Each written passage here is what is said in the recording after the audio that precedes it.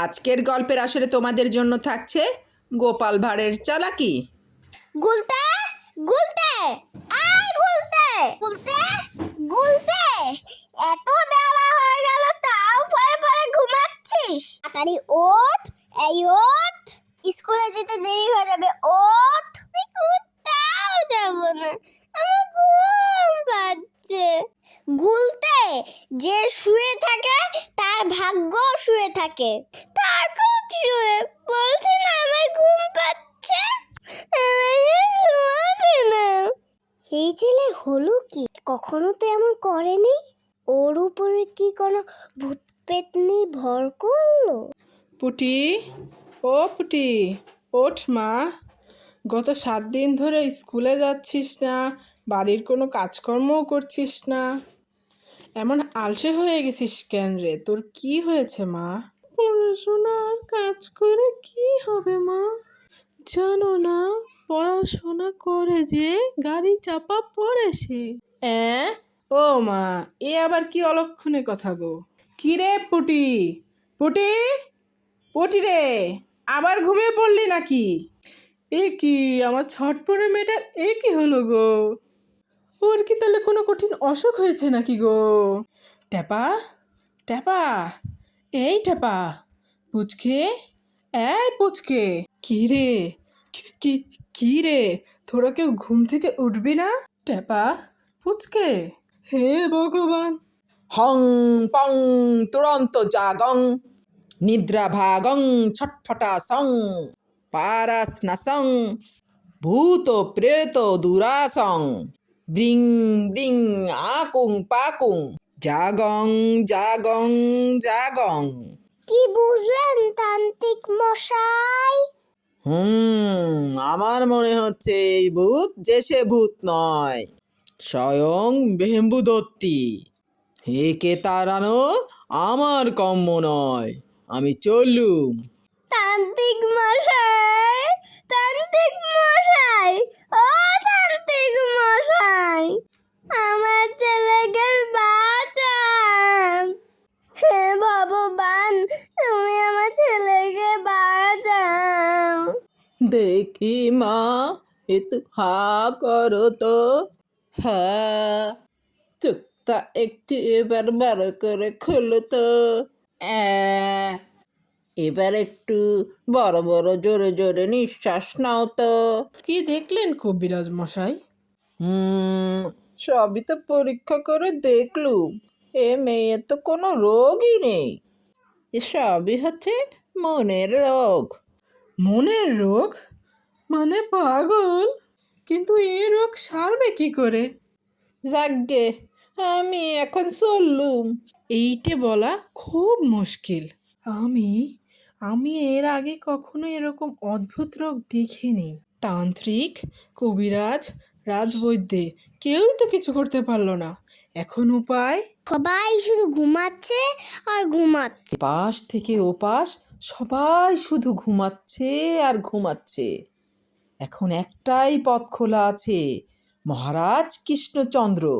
হ্যাঁ হ্যাঁ, উনিই পাবে আমাদের এই বিপদ থেকে। তবে চলুন চলুন, আমরা সবাই মহারাজার কাছে যাই। নমস্কার রাজামশাই, খুব বিপদে পড়ে আপনার কাছে আমরা সবাই এসেছি। বিপদ? হ্যাঁ রাজামশাই, আমাদের ফুটফুটে বাচ্চাগুলো খুব চটপটে ছিল। আমাদের বাচ্চাগুলি স্কুলেও যেত, বাড়ির কাজে সাহায্য করত। কিন্তু এখন ওরা আর কোনো কিচ্ছুটি করে না, শুধু পড়ে পড়ে ঘুমায়। বলো কি? হ্যাঁ রাজামশাই, অনেক তান্ত্রিক, কবিরাজ আর রাজবৈদ্যকে দেখিয়েছি, কিন্তু কোনো লাভই হয়নি।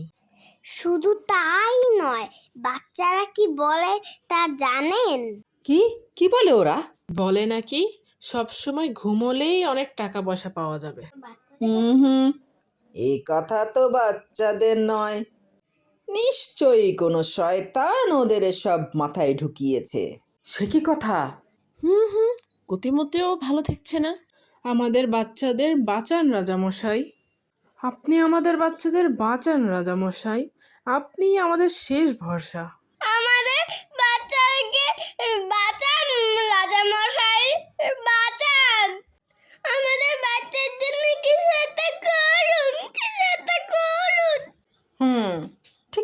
আছে, তোমরা এখন যাও, আমি দেখছি কি করা যায়। এমন কেন হচ্ছে বলো তো মন্ত্রী? আমার তো কিছুই মাথায় আসছে না রাজামশাই। তোমার কি মাথা আছে যে বুদ্ধি আসবে? আপনি কি বলেন বিজ্ঞানী?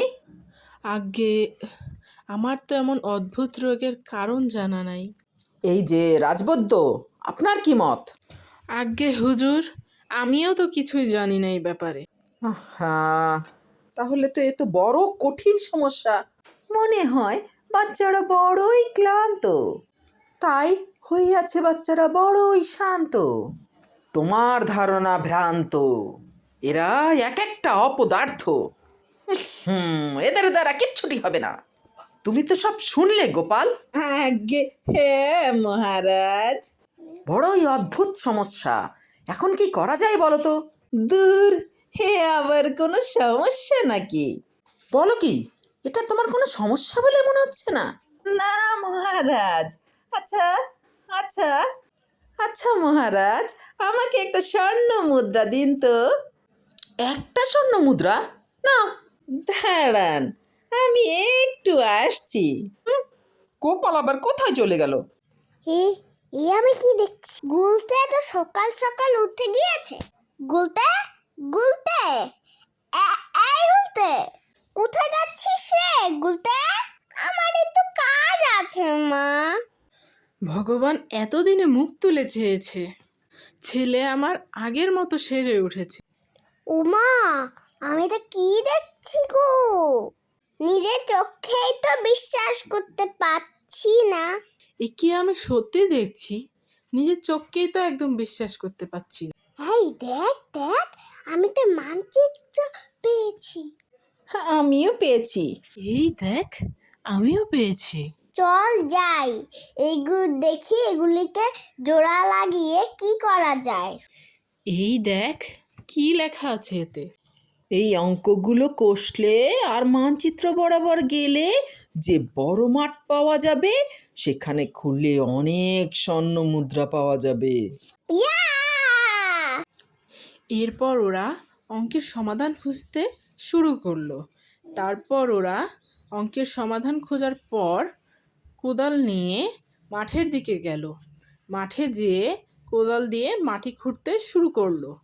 অনেকক্ষণ মাটি খোঁড়ার পরে তারা একটি স্বর্ণমুদ্রা পেল। এই দেখ দেখ না, স্বর্ণ মুদ্রা। তার মানে আরও আছে। চল চল, আবার খোঁড়া শুরু করি আমরা। এরপর মাটি খুঁড়তে খুঁড়তে 1 দিন, 2 দিন, 3 দিন, 4 দিন, 5 দিন অতিবাহিত হলো। কিরে, তোদের মুখ কেমন বাংলার পাঁচের মতো হয়েছে কেন রে? ও গোপাল দাদু, আমরা একটা মানচিত্র পেয়ে লেখা দেখে কত কষ্ট করি দিন রাত এক করে এই জমিটা খুঁড়েছি। কত কষ্ট করে মাত্র একটি স্বর্ণ মুদ্রা পেয়েছি। কি করা যায় গোপাল দাদু? হ্যাঁ হ্যাঁ, মানচিত্রে তো ঠিকই লেখা ছিল, তোরা আরো স্বর্ণ মুদ্রা পাবি। সত্যি? বৃষ্টিটা আসতে দে, একটু সবুর কর।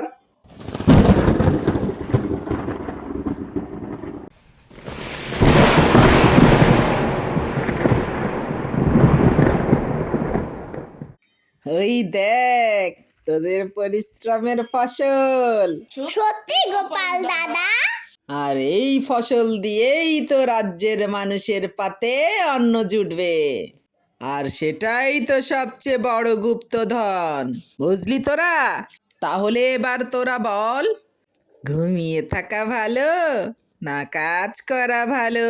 কাজ করা। সব সময় তোরা মনে রাখবি, কর্মই জীবন। আচ্ছা, এবার বল তো, ঘুমিয়ে থাকার বুদ্ধিটা তোদের কে দিয়েছিল? আমাদেরকে ঘুমিয়ে থাকার পরামর্শটা মন্ত্রী মশাই দিয়েছিল। মশাই দিয়েছিল। তারপর তারপর কি হয়েছিল? তারপর আচ্ছা, এগুলো গোপালের সাগরেদগুলো না? দাঁড়া, দেখাচ্ছি মজা। আগে তোদের জব্দ করব, তারপর তোদের ওই নাটের গুরু গোপালকে। বাবা বাবা বা, কি সুন্দর ফুটফুটে দেখতে হয়েছিস তোরা রে। সত্যি তোদের মতো দেখতে সুন্দর এ রাজ্যে আর কেউ নেই। খুব ভালো ছেলে মেয়ে তোরা। তোরাই তো দেশের মুখ উজ্জ্বল করবি। জীবনে যদি উন্নতি করতে চাস আর অনেক টাকা পয়সা পেতে চাস, তাহলে আমি যা বলছি তা শুনবি। কিন্তু একটা শর্ত, এ কথা কিন্তু কাউকে বলা চলবে না। ঠিক আছে, কাউকে বলবো না। এখন থেকে সব কাজকর্ম বন্ধ করে পড়ে পড়ে ঘুমা। দেখবি কয়েক বছর পর অনেক টাকা পয়সা পেয়ে যাবি। সত্যি? একদম সত্যি। এই আমি মন্ত্র পড়ে দিচ্ছি। এবার বুঝলেন তো রাজামশাই, এসবের পিছনে কার মাথা কাজ করেছে? এই কিলো করেছে। ভালোই বুঝতে পারছি। ছি ছি ছি ছি ছি ছি, তুমি তাহলে সেই বদমাইশ? দাঁড়াও, তোমার ব্যবস্থা আমি করছি। তা গোপাল, তুমি এই অসাধ্য কাজটি করলে কি করে? এ তো খুব সোজা রাজামশাই। প্রথমে একটা মানচিত্র বানালাম, তারপরে জমি খুঁড়ে সেখান থেকে কিভাবে স্বর্ণ মুদ্রা পাওয়া যাবে সেটা লিখে দিলাম, আর তারপর সেটাকে সমানভাবে ছিঁড়ে ফেললাম। ছিঁড়ে ফেললে? তারপর তারপর সেই টুকরোগুলো বাচ্চাদের মাথার পাশে রেখে দিলাম। আচ্ছা, তারপর? তারপর তারপর ওই আপনার কাছ থেকে নেওয়া স্বর্ণ মুদ্রাটা জমির ভিতরে পুঁতে দিলাম। তারপর খেল খতম। বাচ্চারা তো জমি খুঁড়ে প্রথমে ওটাই পেয়েছিল। সাধু সাধু, হা হা।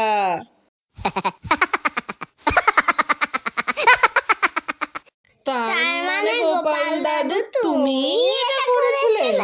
ও মা, মন্ত্রীর পিঠে পিঠে এত বুদ্ধি! বাবা, ওর তো চাই এখনই মহাশুদ্ধি। মন্ত্রী, এখনই কান ধরে উঠবস করো, এই তোমার শাস্তি। করো বলছি, এক্ষুনি করো। Thank you.